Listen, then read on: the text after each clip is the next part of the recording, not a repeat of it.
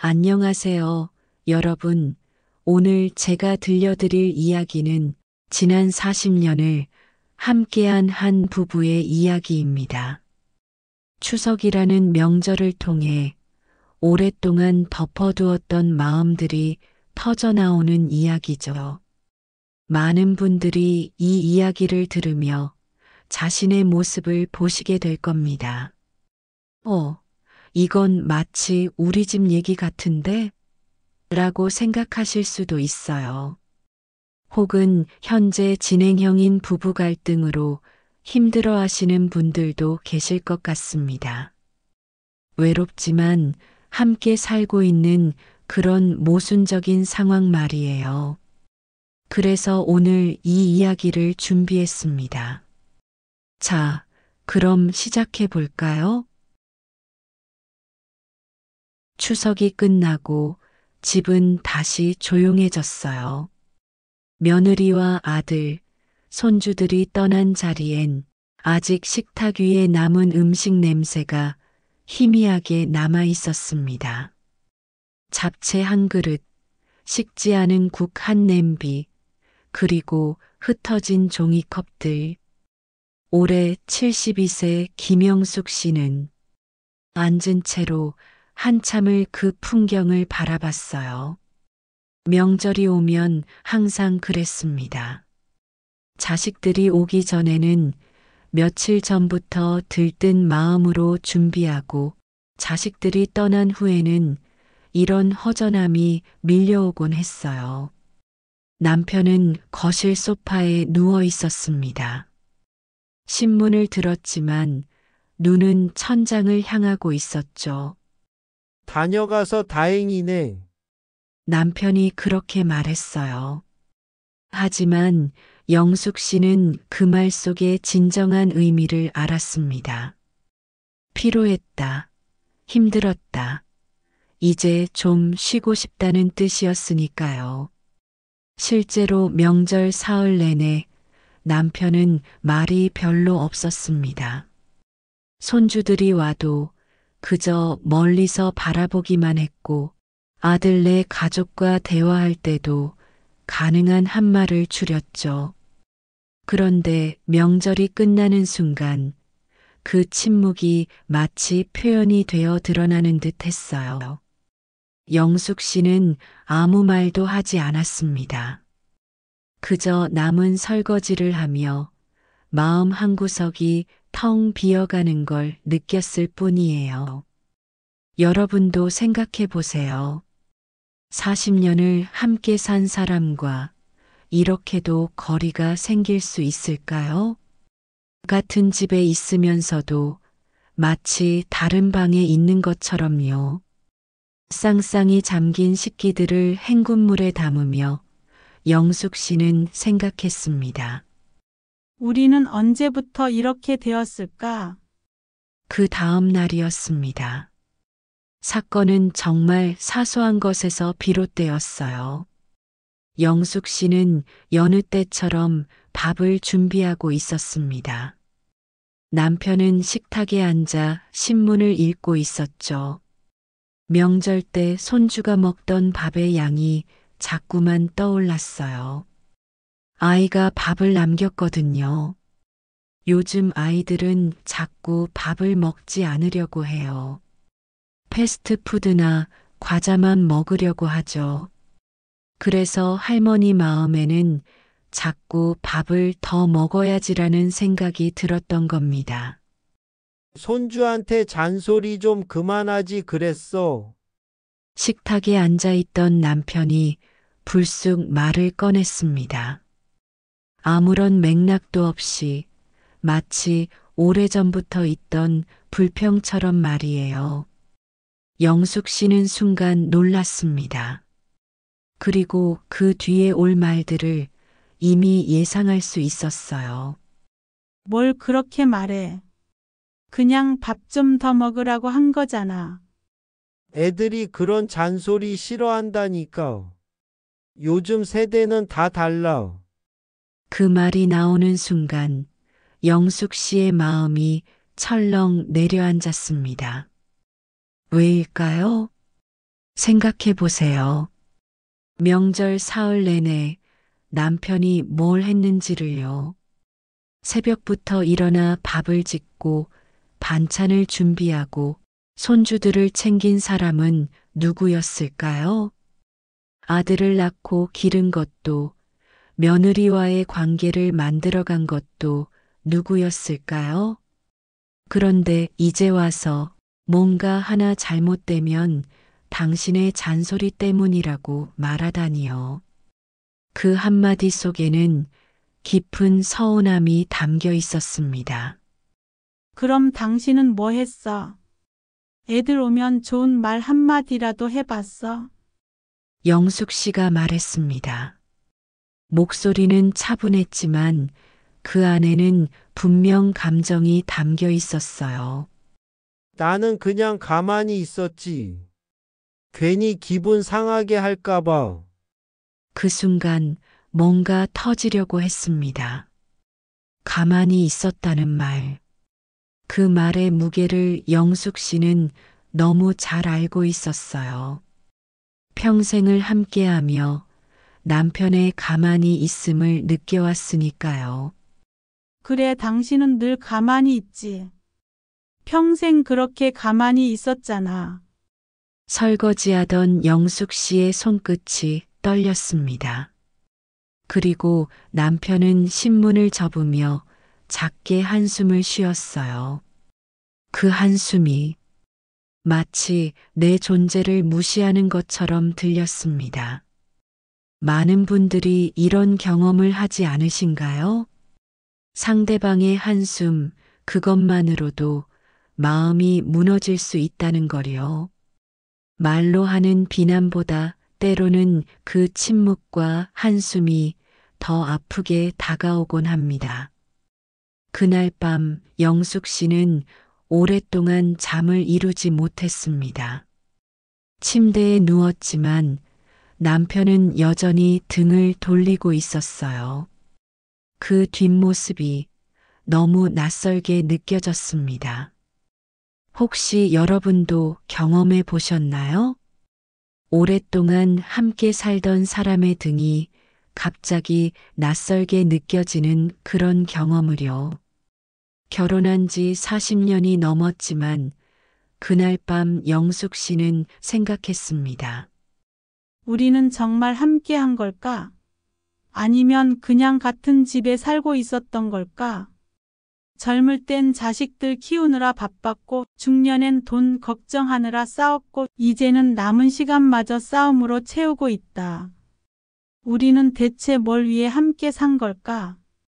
그렇게 혼잣말을 하다 보니 갑자기 남편이 작게 중얼거렸습니다. 내가 뭘 그렇게 잘못했나? 그 목소리엔 피로가 가득 담겨 있었어요.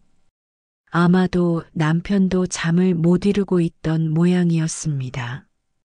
일반적으로 이 순간이 중요합니다.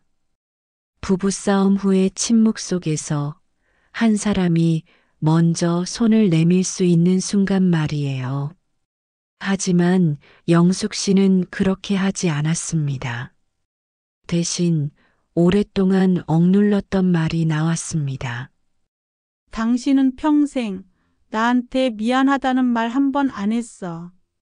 그 말이 나오는 순간 뭔가 깨어났습니다. 오래전에 봉인해 두었던 깊은 상처들이요. 남편의 반응은 어땠을까요? 그럴 일 있었나? 그 한마디에 영숙 씨의 가슴이 무너졌습니다. 그럴 일 많았습니다. 정말 많았어요. 첫째를 낳을 때, 혼자 병원에 있을 때도 있었습니다.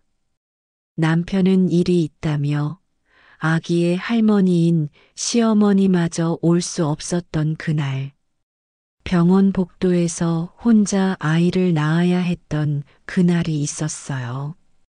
시댁일로 힘들 때도 당신은 그저 조용히 있었습니다.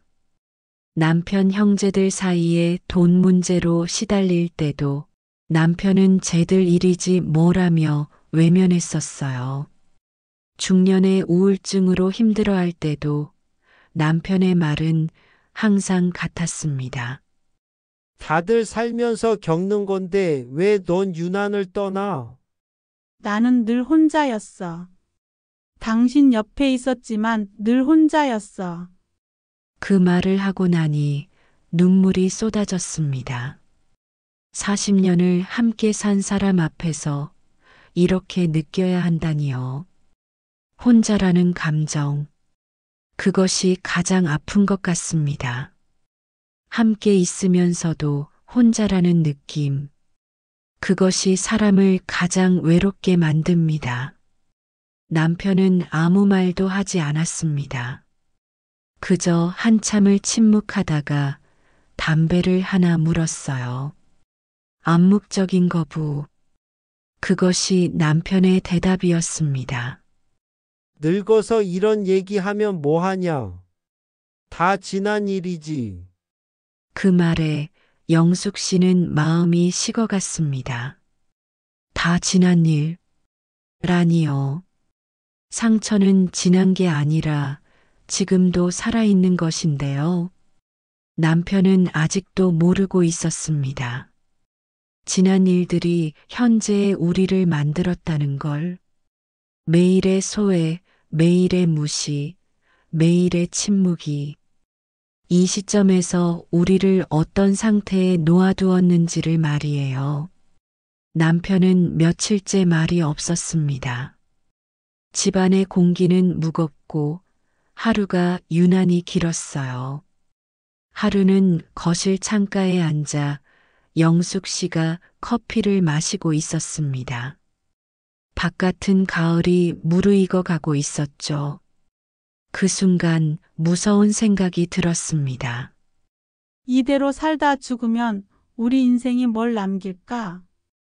혹시 여러분도 이런 생각을 해보신 적 있나요?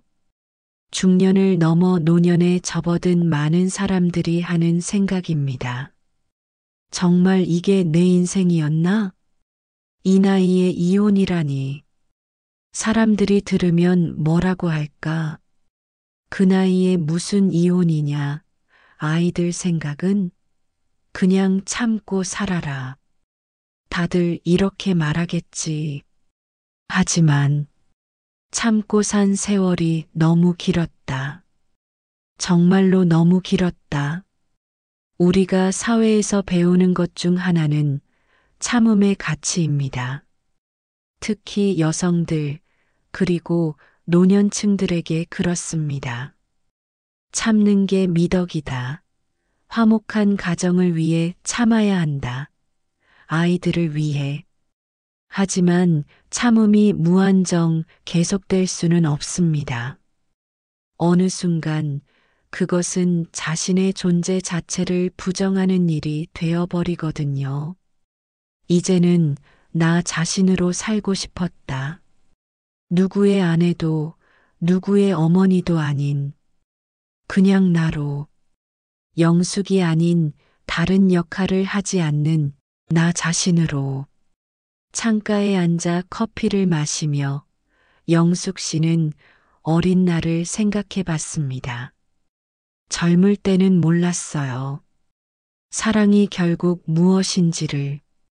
그게 결국 존중이라는 걸. 그 존중이 사라지면 남은 건 의무뿐이라는 걸. 육아의 의무, 봉사의 의무, 가사의 의무. 하지만 사랑의 의무는 없습니다. 사랑은 늘 선택이거든요. 우리가 이 나이까지 온 이유가 뭘까? 아이들을 위해? 서로를 위해? 아니다. 그냥 습관이었나 봐. 결혼이라는 관성, 가정이라는 책임감, 세상의 시선. 그것들이 우리를 여기까지 이끌어온 거였구나. 이런 깨달음은 고통스러워요. 하지만 동시에 해방감을 주기도 합니다. 거실 시계의 초침이 천천히 움직였습니다. 그 소리가 유난히 크게 들렸어요. 마치 시간이 흐르고 있다는 것을 내가 아직도 살아있다는 것을, 그리고 선택할 수 있는 존재라는 것을 계속 알려주는 듯 했습니다. 영숙 씨는 혼잣말처럼 말했습니다. 목소리는 작았지만 그 안에는 결연함이 담겨 있었어요. 이젠 조금 쉬고 싶다. 나답게. 그것이 결정의 순간이었습니다. 많은 분들이 이런 깨달음을 외면합니다. 두려움 때문이죠. 변화에 대한 두려움, 세상의 시선에 대한 두려움, 혼자가 될 것에 대한 두려움. 하지만 영숙 씨는 다르게 생각했습니다. 혼자인 것보다 함께 하면서도 혼자인 게 더 두렵다고 말이에요. 며칠 뒤 영숙 씨는 남편에게 편지를 썼습니다. 긴 편지는 아니었어요. 많은 설명이 필요 없다고 생각했거든요. 40년을 함께 산 사람에게 할 말은 아주 짧을 수 있으니까요. 편지는 이랬습니다. 당신과 함께한 세월 고마웠습니다. 우리는 젊은 시절 사랑했고 함께 아이를 키웠고 많은 것을 견뎌냈습니다. 하지만 이젠 인정하고 싶습니다.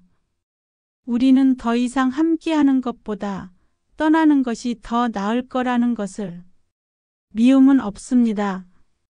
다만 이 마음이 더 이상 우리가 아닌 나에게로 돌아가야 할 때가 온 것 같습니다. 미움보단 잊음으로 남기고 싶어요.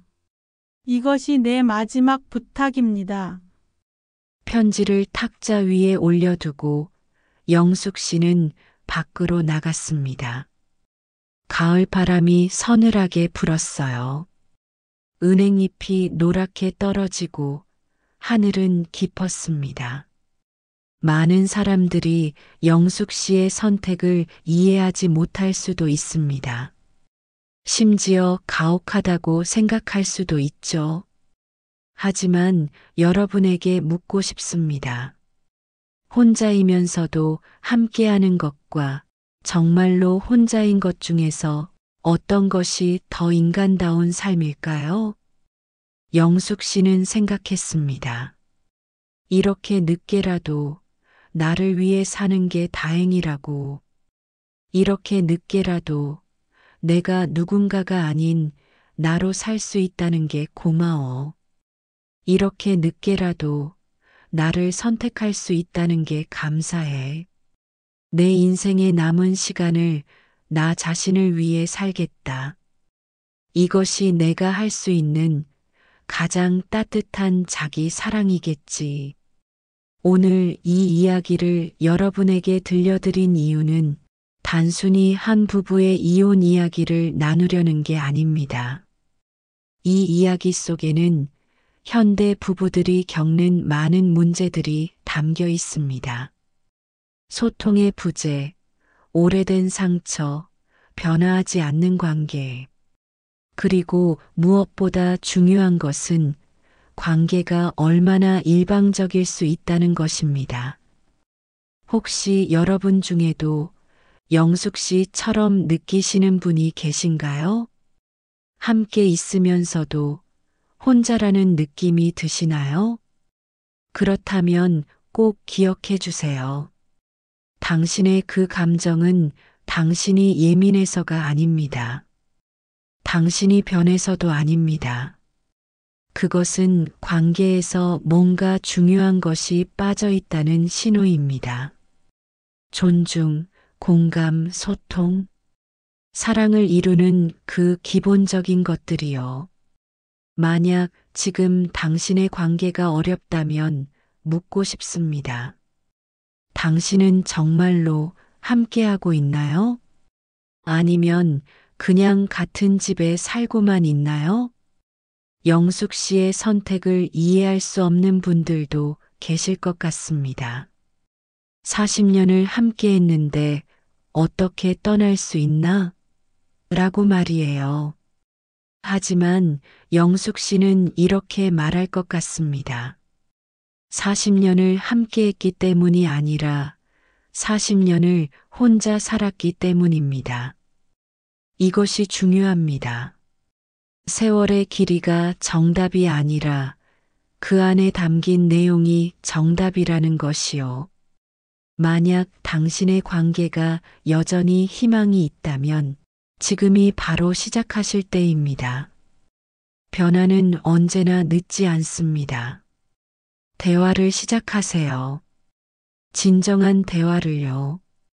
당신은 내 마음을 몰라준다고 말하는 것이 아니라 나는 이렇게 느끼고 있다.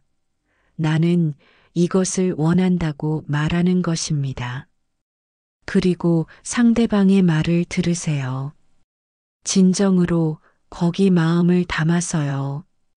하지만 아무리 해도 되지 않는다면 영숙 씨처럼 선택할 용기도 필요합니다.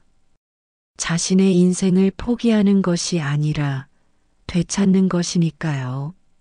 마지막으로 여러분에게 말씀드리고 싶습니다.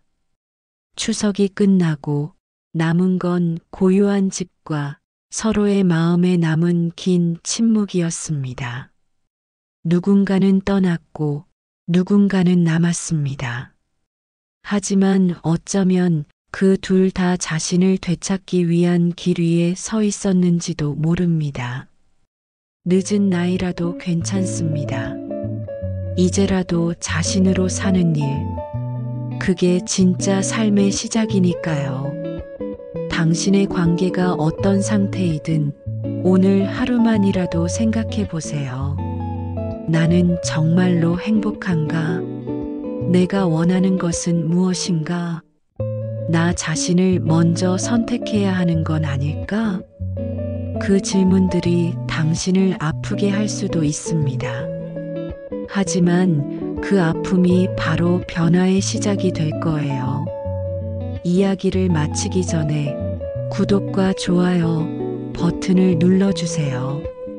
더 많은 분들과 이런 따뜻하면서도 진솔한 이야기를 나눌 수 있습니다.